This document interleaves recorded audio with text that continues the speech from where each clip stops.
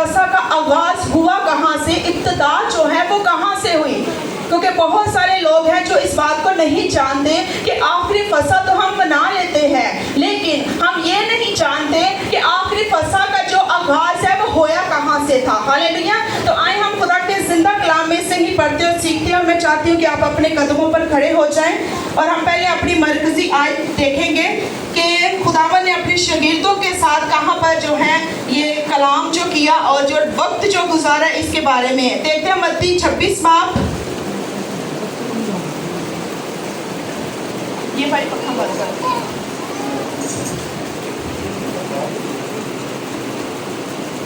26 उसकी 17 से 25 आयत तक हम पढ़ेंगे जी। 26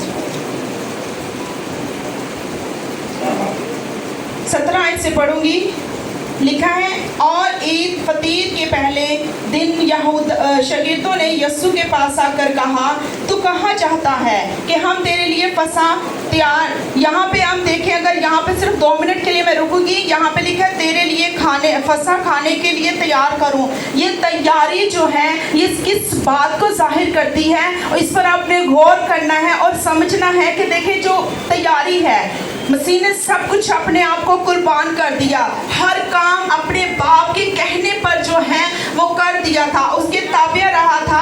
आगे हम बढ़ेंगे। लिखा है, उसने कहा, शहर में फलां शख्स के पास जा कर उससे कहना, उस्ताद फरमाता है कि मेरा वक्त नज़दीक है, मैं अपने शागिर्दों के साथ तेरे हम ईद फसा करूँगा। और जैसा यस्सु ने शागिर्दों को हुक्म दिया था उन्होंने वैसा ही किया और फसा तैयार की। जब शाम हुई तो 12 शागिर्दों के साथ खाना खाने बैठा था, और जब वो खा रहे थे तो उसने कहा, मैं तुमसे सच कहता हूँ कि मैं तुम में से एक मुझे पकड़वाएगा। वो बहुत ही दिलगीर हुए और हर एक उससे कहने लगा, ऐ खुदावंद क्या मैं हूँ? उसने जवाब में कहा, जिसने मेरे साथ तबाक में हाथ डाला वही मुझे पकड़वाएगा। इब्ने आदम तो जैसा उसके हक में लिखा है जाता ही है, लेकिन उस आदमी पर अफसोस जिसके वसीला से इब्ने आदम पकड़वाया जाता है। अगर वो आदमी पैदा ना होता तो उसके लिए अच्छा होता। उसके पकड़वाने वाले यहूदा ने जवाब में कहा, ए रब्बी क्या मैं हूँ? उसने उससे कहा, तूने खुद कह दिया। आमीन। आप सब इसका आगाज जो है वो कहाँ पर हुआ?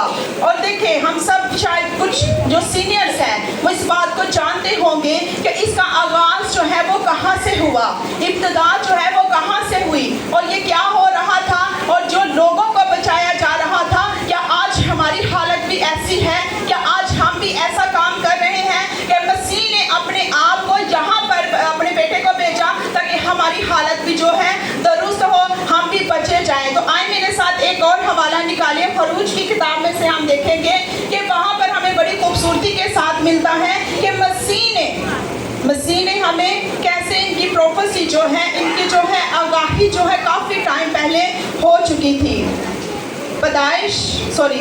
खरूज 6 बाब की 6 आयत हम पढ़ेंगे।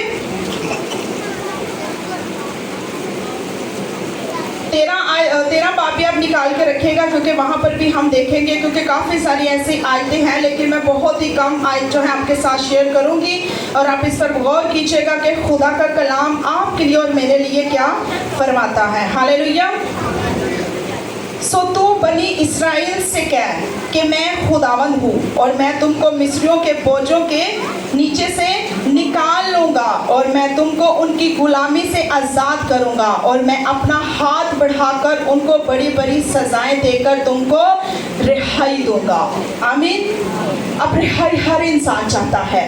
अगर हम मिस्र के लोगों का हाल देखें मेरे अजीजों, आज मिस्र का हाल हमारे हाल के साथ मिल रहा है। वो भी खुदा को चीखो पुकार रहे थे, वो भी शदीद जो थे खुदा के आगे रोना रो रहे थे, खुदा के आगे गिड़गिड़ा रहे थे, उससे मिन्नतें कर रहे थे, उससे फरियाद कर रहे थे। क्यों कर रहे थे? कि ऐ बाप हमें इस गुलामी से क्या कर, रिहाई दे, हमें बचा।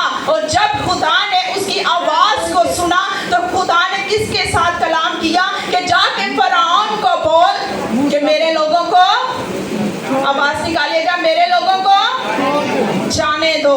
अब फरआउन के पास गया कौन? मूसा। मूसा के साथ खुदा हम कलाम हुआ। उसने बोला जा उसको बोल कि मेरे लोगों को जाने दे ताकि वो मेरी क्या करें, इबादत करें। क्या करें, इबादत करें। तो मेरे अजीजों, यहाँ पर मैं थोड़ा सा रुकना चाहूंगी। इबादत करें, अपने आप को सोचें, अपने ख्यालात में सोचें, अपने घराने की तरफ सोचें कि क्या हम इस तरह इबादत करते हैं। खुदा ने उनका रोना कबूल किया, उनकी फरियादों पर कान लगाया, उसकी आवाज़ को सुना। क्यों? क्योंकि वो दिलो जान से उसको पुकारते थे और खुदा ने उस पर तरस खाया और अपनी कौम को वहाँ से निकालने के लिए मूसा को तैयार किया। हालेलुया। अब मूसा को तैयार किया, जाक फरौन के सामने खड़ा हो गया। फरौन के सामने खड़ा हो गया और फरौन हमारी तरह कितना ढीठ आदमी था। वो क्या कहता था कि क्या मैं करूं, मैं नहीं छोड़ूंगा इन लोगों को। कितनी आफतें खुदा ने भेजी। पहले प्यार से खुदा ने भेजा मूसा को कि जा, तू जाकर अपने लोगों को रिहाई दे, फरौन के पास जा। जब वो गया, बड़े प्यार के साथ उसे बोला कि मेरा खुदा चाहता है कि तू मेरे लोगों को जाने दे, गुलामी से आज़ादी पाए ताकि वो मेरी क्या करे, इबादत करे। लेकिन फरौन वहाँ पर डट गया, फरौन वहाँ पर खड़ा हो गया, देखता रहा। प्लीज आप इधर गौर कीजिएगा। देखता रहा, सोचता रहा कि मैं क्या करूं, लेकिन नहीं माना वो। फिर खुदा ने उसके लिए क्या किया, उसके लिए 10 आफतें भेजी। खुदा ने कहा शायद अब हो जाए।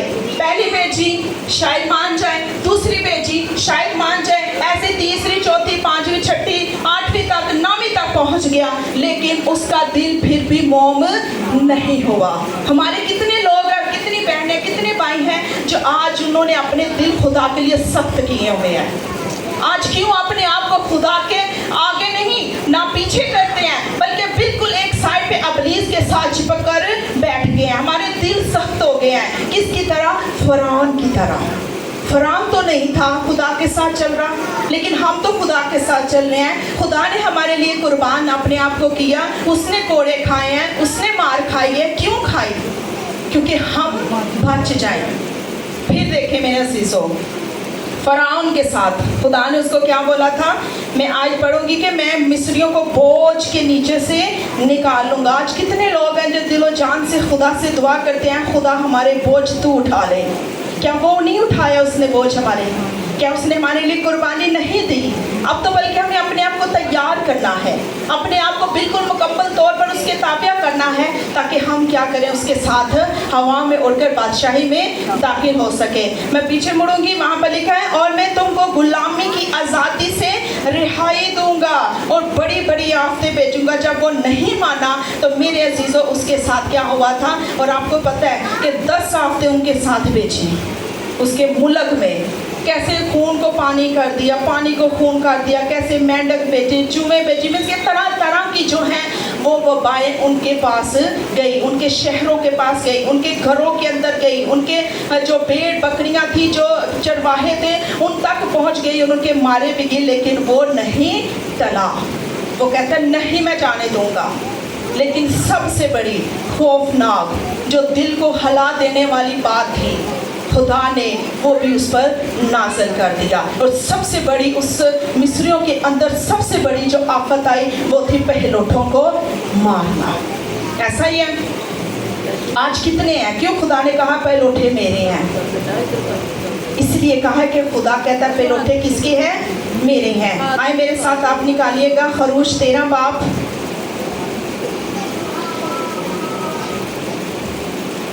यहाँ पर खुदा ने आफतें भेजकर उसको क्या बोला कि मेरे लोगों को जाने दे। लेकिन जब उसने ना जाने दिया, फिर 10वीं और आखिरी और दिल को हिला देने वाली आफत भेजी। वो क्या थी? कि पहलोठों को मारा जाए।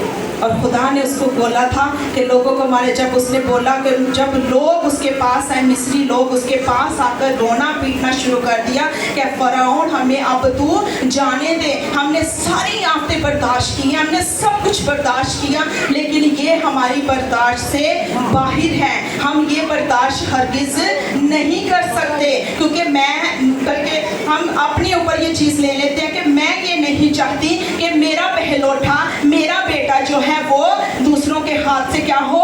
मारा जाए, खुदा के हाथ से मारा जाए। क्योंकि खुदा बहुत ज़्यादा गजबनाक हो गया था, खुदा का कहर उन पर टूट पड़ा था और खुदा ने उनके पहलोठों को क्या किया था, मारना शुरू कर दिया। और खुदा ने एक और बात भी कही थी कि अपनी चोटों पर क्या लगाना, भरे का लहू जो बेऐब है, जिसमें कोई गुनाह साबित नहीं कर सकता, जो यकसाला हो, उसमें कोई गुनाह है ही नहीं, वो बकरे लो और 4 दिन पहले तुम उसका क्या करना, उसको पालना, उसको देखभाल उसकी करना। जब उसको देखभाल उसकी कर लोगे तुम, जब उसमें कोई ऐब नहीं होगा, तब जाकर तुम इस बर्रे की क्या करना, कुर्बानी करना। क्योंकि मसीह ने कुर्बान हुआ तो मसीह में कोई आज दिन तक जो है गुनाह साबित नहीं हुआ। अब यहाँ पर अगर हम हल्की सी तस्वीर देखें इस पर, कि यहाँ पर प्रोफेसी भी हम देखते हैं कि ये प्रोफेसी हो चुकी थी कि यूहन्ना जो बपतिस्मा देने वाले ने क्या बोला था, ये खुदा का जो क्या करेगा। तो यहाँ पर हम क्या देखते हैं, खुदा ने किन के बोझों को उठाया, मिस्रियों के लोगों पर। मसीह ने हमारा बोझ उठाया। उस टाइम वो था, खुदा खुद था, मूसा था, हारून था, और उसने उसको आगाह किया कि जा मेरे लोगों को अब जाने। जब खुदा ने उन पर गजबनाक ये आफतें मेरे अजीज़ों भेजी तो फिर क्या हुआ, फिर वो एकदम डर गया, कांप गया। फिर उसने क्या किया कि जाओ, लेकिन फिर भी वो क्या करता, जब उसने जाने भी दिया फिर भी उनका पीछा करता रहा। यहाँ पर हम देखते हैं कि मसीह ने पहली बार जो है ईद फसह हमें मनाती हुई नज़र आती है, क्योंकि मसीह हमारा जिंदा खुदा है, हमारा बादशाह है। अब हम 13वीं आयत पर देखेंगे कि वहाँ पर खुदा की ये प्रोफेसी हम देखेंगे, उसके बाद हम नेक्स्ट चलेंगे। 13 बाब की 13 आयत में लिखा है, अगर कोई पढ़ना चाहे तो ज़रूर इसमें रहनुमाई कर सकता है। खरूज 13 बाब उसकी 13वीं आयत में,